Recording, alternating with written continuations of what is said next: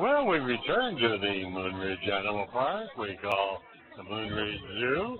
Today they're having their Native American Arts Festival. Go in and take a tour. Well, look at all of this, I tell you. They got a wonderful crowd here today. They got a lot of vendors, a lot of Native American vendors. Most of the vendors have to be the ones that make their own jewelry and paintings and all of that. Right now down there, they're showing off the animals. That's why you have a crowd there.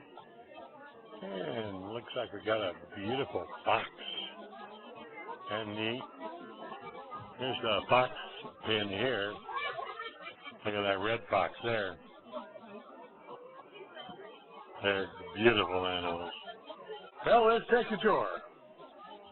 Say that we're going to be telling stories that we don't want you kids to listen. So that's how I learned several of these stories. And there's a true story, at least in our culture, and it's about a possum. And one thing you notice with a possum, have you seen their tail? You get to show them their tail. What's missing? Ain't that? Oh.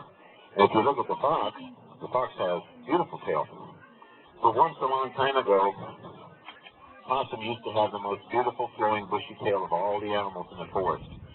And possum would spend his entire days talking to the trees, to the rocks, to the other animals, anybody that would listen about how beautiful, bushy, and flowing his tail was.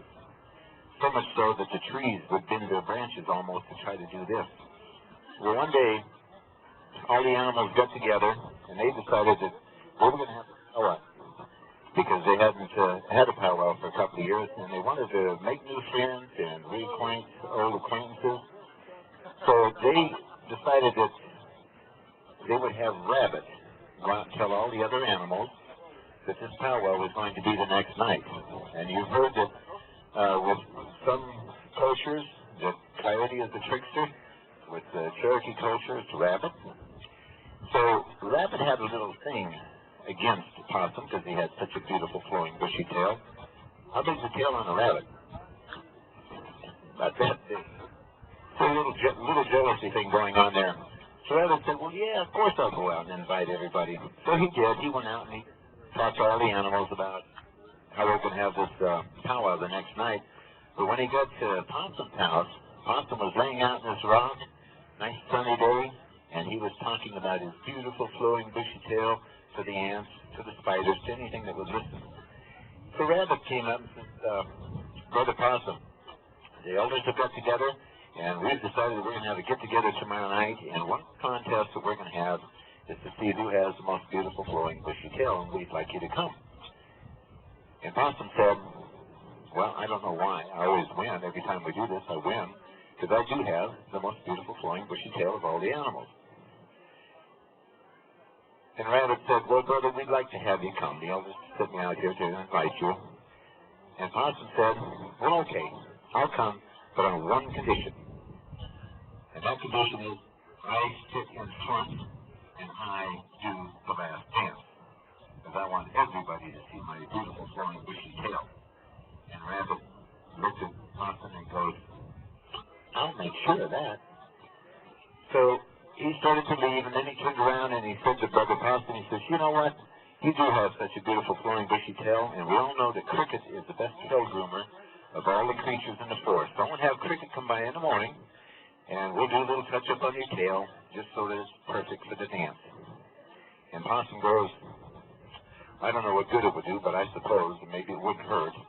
So off they went, and in the morning, on his way back, actually, Rabbit came across Cricket, and Cricket owed him a favor. So he bent down in Cricket's ear, whispered a little bit, and off they went. And in the morning, Cricket came to Possum's place, and Possum was out there talking about his tail. Always talks about his tail. So Cricket told Possum, you just lay there and enjoy the sunshine. I'm going to groom your tail, and I'm going to wrap it in some red cloth. That's the sacred thing. And you can untie it when you get to the dance. This way it doesn't get dirty, and it'll be beautiful. So Possum goes, okay. Well, Cricket was back there working on the tail. What do you think he was doing? So when he was done, he wrapped Possum's tail in a red cloth and said, "We'll see you tonight at the powwow."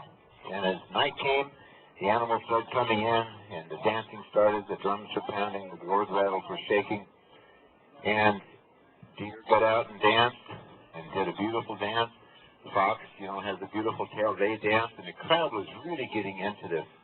So as it got later in the evening, the last one to dance, came time for Possum. And Possum was just loving this, because the crowd was really worked up. So Possum got out there, the drums were pounding, and Possum starts dancing, and he's shaking his booty a little bit out there, getting the crowd all teased up, and the crowd's just loving it. And as the crowd got louder and louder, he started shaking a little more, and he goes, "I'm going to tease him even more." So he reached back, and he unties that red cloth. And he's dancing, and he's dancing. The crowd's getting louder and louder, and pretty soon the red cloth's off, and the crowd is just roaring.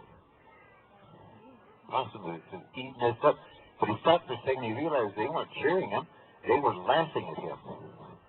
He looked back there, seen what happened to his tail, fell over and played dead, and that's why they do it today. It's been a fun 3 years. He's a storyteller out here.